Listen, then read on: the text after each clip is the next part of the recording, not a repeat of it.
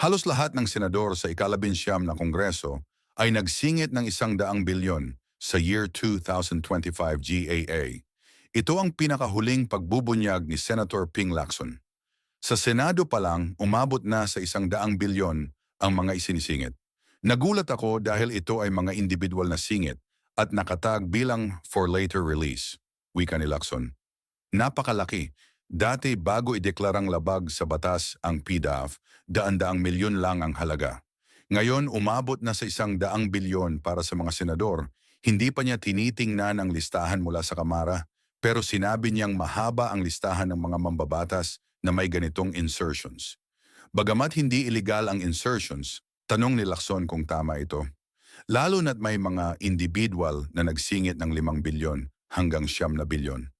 Sa budget deliberation, pwede ko itong tanungin. Gusto kong malaman kung ilan sa mga isinisingit ang na-release at paano na ipatupad, aniya.